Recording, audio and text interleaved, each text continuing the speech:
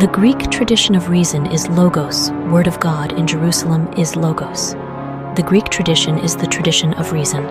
Logos was the word whose validity could and must be demonstrated, but the word of God was a system of knowledge of unquestioned validity.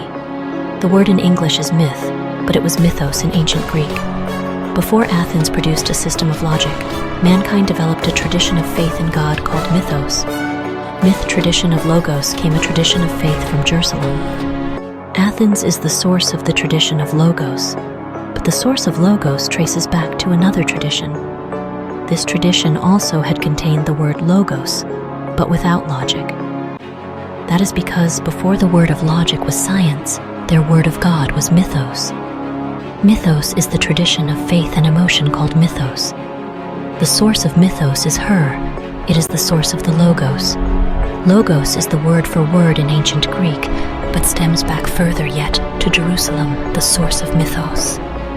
In Jerusalem, logos was not the word for word. Instead, logos was the word for the word of God. Before there was a logical narrative that explained the world, there was a sacred one.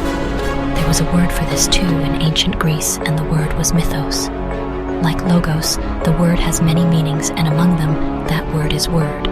Mythos also mean report, tale, or story, but the definition the epic of classical Greek culture would have preferred was fiction.